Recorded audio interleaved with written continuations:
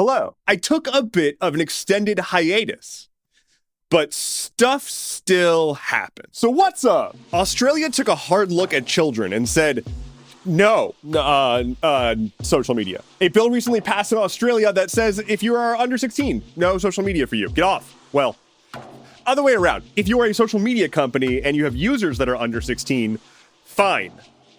Not fine. Bad. You're gonna be fined. You get me. $30 million of fine. $30 million of you being fined. It's not $30 million.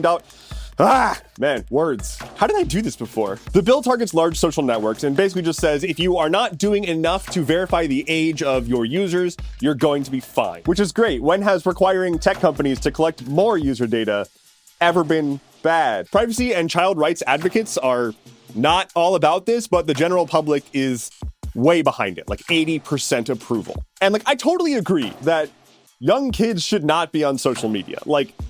It's not good. Advertising to children is not okay, and creating an attention trap to then display ads to children is double not okay. And that's what social media is. But at the same time, there's also a lot of established culture and connections online and safety nets. I think of queer children who are in danger at home and their only safety net is people that they connect with over the internet. And while they can still use the internet, obviously this just makes it harder. Joe Biden did the meme after years of being like, I'm not gonna pardon my son. I have honor. Biden pardoned his son. Literally not even 5 months ago. Quote, I abide by the jury decision. I will do that, and I will not pardon him. That was in July. So what happened? Hunter Biden has been under investigation by Republicans in Congress for a long time because they wanted a boogeyman. Hunter Biden is a private citizen. He doesn't hold government office. He's just Joe Biden's son. And unlike Trump's children, he is not half involved with government. But he did do crimes. Hunter Biden did crimes and was found to have done the crime. And so he should face punishment, but also Republicans getting a majority in Congress and then using all of their time basically to just go after Hunter Biden. That's fucking dumb and a terrible use of government resources. Reminder, they showed his nudes on the House floor. It's a circus. So Biden pardoning his son here, it makes sense, right? Because he wants to prevent the next iteration of that getting much, much worse. So if he pardons him now, then they can't go after him more. Does that make it right? No, of course it doesn't make it right. But also, he's a war criminal. So whether or not he pardons his son is a little bit less of an issue. That said, maybe we shouldn't have some guy in our government who can be like, actually, that's not a crime because I said so. Unless that guy's gonna be me, because you can trust me, I'm a philosopher king. And there's no fallacy there. Reminder, get your flu vaccine and COVID booster. Because on top of RFK being nominated to run HHS, which is horrifying, Trump has now appointed David Weldon, a 71-year-old anti-vaxxer, to run the CDC. Quick interjection, I just want to point out that whenever I call an anti-vaxxer who's a well-understood anti-vaxxer an anti-vaxxer, anti-vaxxers show up in my comments and say that they're not anti-vaxxers. I just said that a lot. It's confusing because RFK is very obviously an anti-vaxxer, and the amount of people who told me he wasn't, or tried to tell me he wasn't, it was off the charts. This is not a safe place for anti-vax sentiment, by the way. Don't try to justify it. Stop it. They don't cause autism.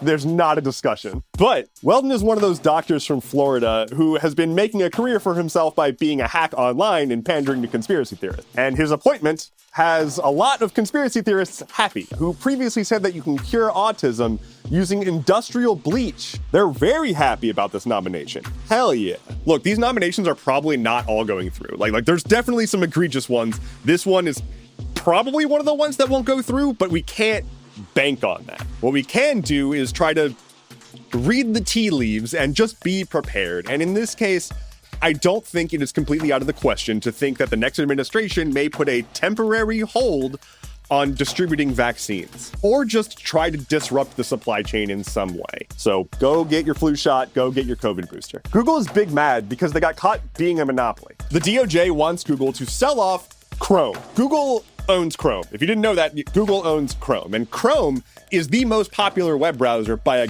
gargantuan margin. It's more than 2/3 of browser usage. On top of that, Google has a stranglehold on the search market and billions upon billions of devices running Android that are then all using Google. That's because Google's a monopoly. Where did I hear that? Oh yeah, from the court. So the DOJ has been going after Google for being a monopoly, and they're saying, hey, sell off Chrome.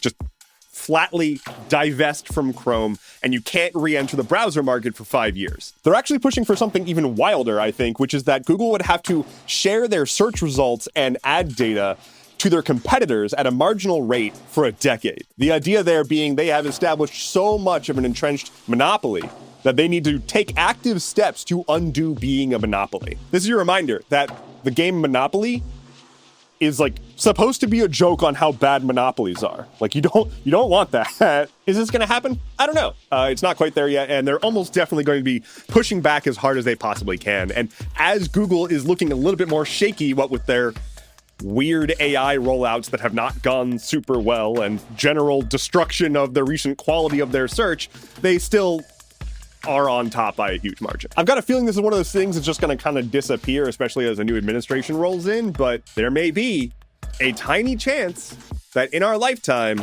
we would see a giant tech company actually take a bit of a hit. Maybe, kinda, if we're lucky.